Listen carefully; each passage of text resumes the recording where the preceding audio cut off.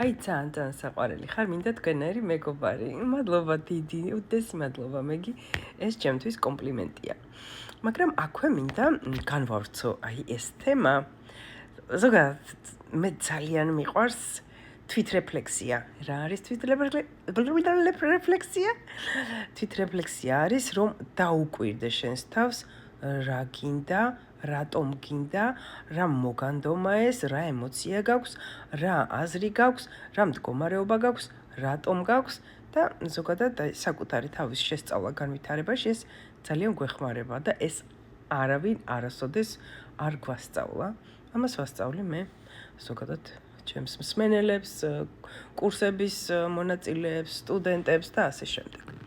ხო და აი ხა დაფიქრდით, რატომ მოგინდა ესეთი მეგობარი? ანუ ინგაში, ან არ აქვს მნიშვნელობა პეტრეში, პავლეში, ხო, ნებისმიერ ადამიანში, რომელიც მოგწონს, ანუ რაღაცა თვისებები მოგეწონა, ხასიათი, კონკრეტულად რა? აქვე დაფიქრდით, აი რა მომწონს მე ამ ადამიანში. ისე დამიწერეთ ჩემო ლამაზზე, აბა რა მოგწონთ თქვენს ინგა დეიდაში? რა არ მოგწონთ ეგ ვიცი უკვე, ვისაც არ მოწონს. არ მოწონს რომ ვიღიმი ვარ, არ მოწონთ ჩემი აქტიური მიმიკა, გონიათ რომ აქტიური მიმიკა რატომღაც ისტერიულია, არ მოწონთ რომ კარგ ხასიათზე ვჩნდები და გონიათ რომ სულ ესე კარგად ვარ და ანგიჟი ვარ და ან რაღაცა გასხივოსნებული. არა ვარ, ხალხო, სულ კარგ ხასიათზე, ძალიან ცუდ ხასიათზეც ვარ ხოლმე. უბრალოდ მაგ დროს არ ვწერ ვიდეოებს, გაიგეთ რა. რა უცნაურები ხართ ზოგი. რატომ მომწონს? ხო, რატომ მომწონს ესა თუ ის ადამიანი, რაღაცა კონკრეტული რაღაცეები იქნება, რასაც აღმოაჩენ რომ რატომ მოგწონს. და მე უყურე თუ კი ეს მე მომწონს და ასეთ მეგობარს ვისურვებდი, მე თვითონაც ხო შემიძლია გავხდე ასეთი საინტერესო სასურველი მეგობარი, ხო?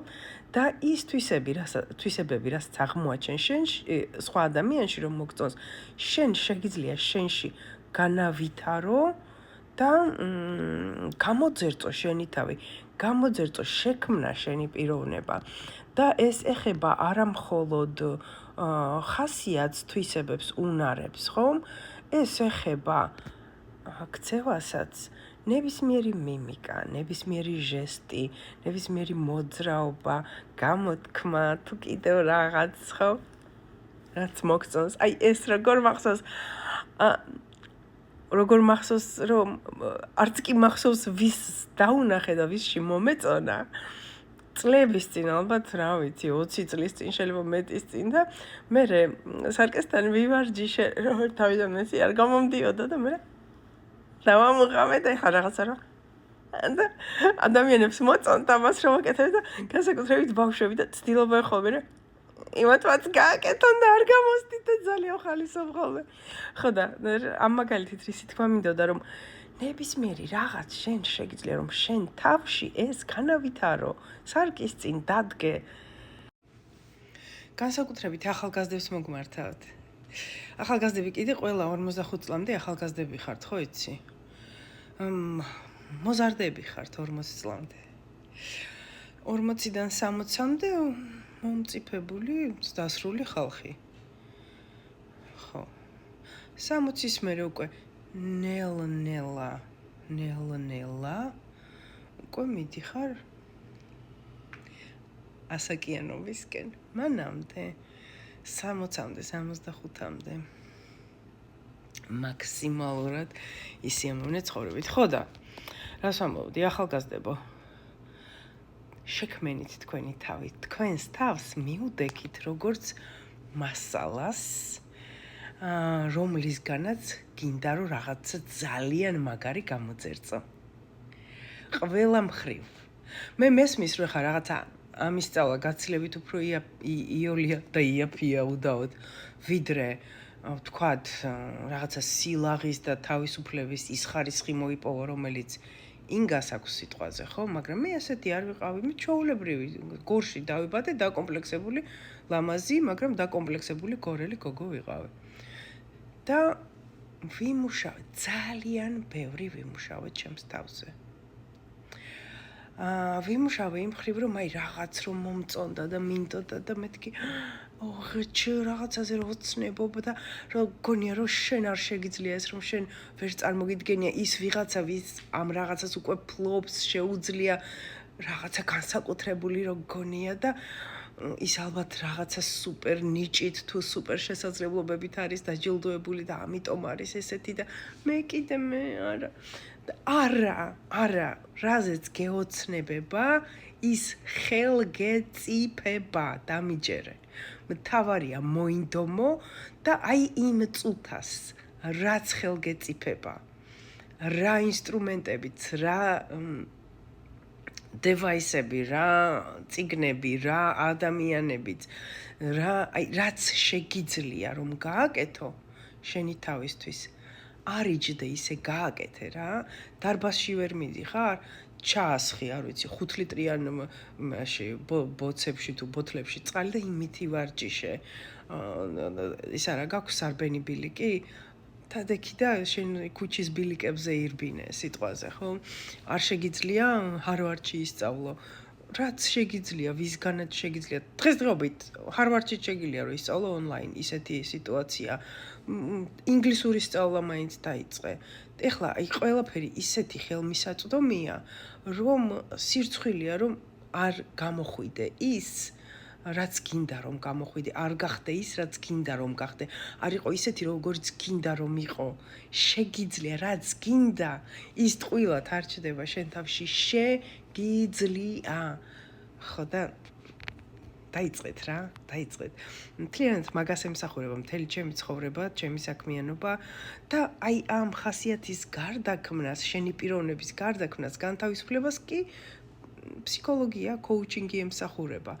და მესმის რომ ეხა ამის დასწავლა უფრო იოლია ვიდრე ხო საკუთარ ხასიათის მაჩვენებლებზე მუშაობა, მაგრამ შესაძლებელია.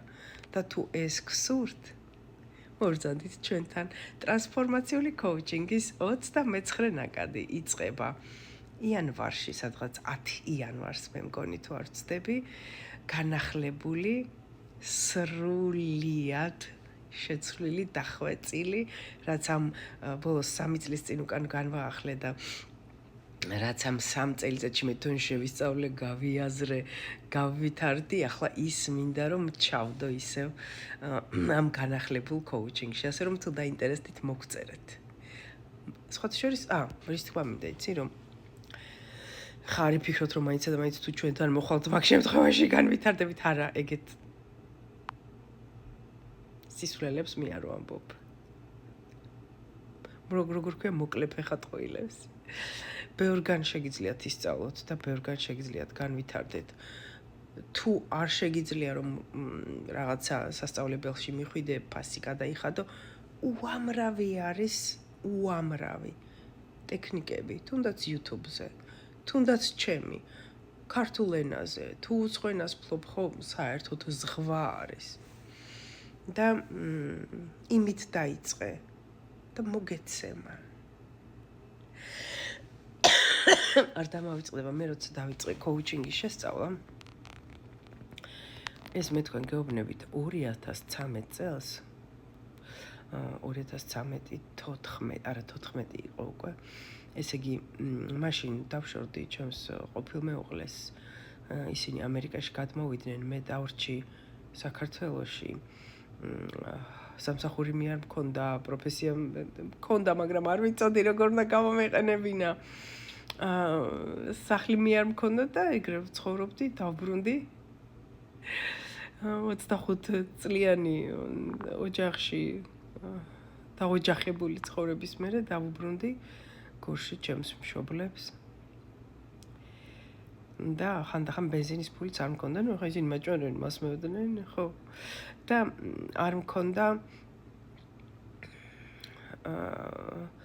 ძალიან მინდოდა ამ კოუჩინგის სწავლა, ძალიან ვაფანატებდი იმ კაცზე, ჩემს მასწავლებელზე, ღმერთმა გაანათლოს მისი სული, კონსტანტინ დოლატოვი.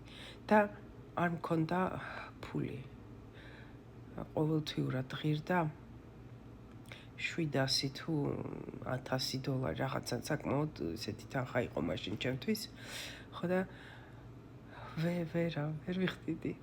და მე რუსეთში იყო რა ონლაინ, მაგრამ რუსეთში და მე რუსეთში მოხდა დევალვაცია რაღაცა მორიგი კრიზისი და ის თანხა რუბლებში დარჩა, მაგრამ დოლარებში გახდა $350 და $350 გადახდის თავი მქონდა.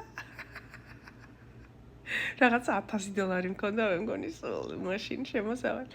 ხო და დავიწყე ამის გადახდა და მე ერთი თვე იყო, როცა დამატებით კიდევ არფითი უნდა გვესწავლა და უნდა კიდევ დამატებით ამ $350-თან კიდევ $250 უნდა გადამეხადა და მეთქი უნდა გამოვიდე ვერ ვისწავლი არა მაქვს ეს ფული და ჩემო მარიამა გადამიხადა ხალხა ჩემო გოგო მე ხა მოგეხსენებათ მაგ დიდი გოგოა და ეხა თუ 34 არის 10 წლის 11 წლის უკან შესაბამისად 23-24 წლის გოგო იყო და უკვე მუშაობდა სტილისტად აქ ამერიკაში და მე გადაგიხდიო დედაო და ის $250 დამიმატა მაგას ვინაძვალე ჩემი ციცოჭნა ხო და დაიწყეთ რა და ყველაფერი გამოვა მაგის თქვა მინდოდა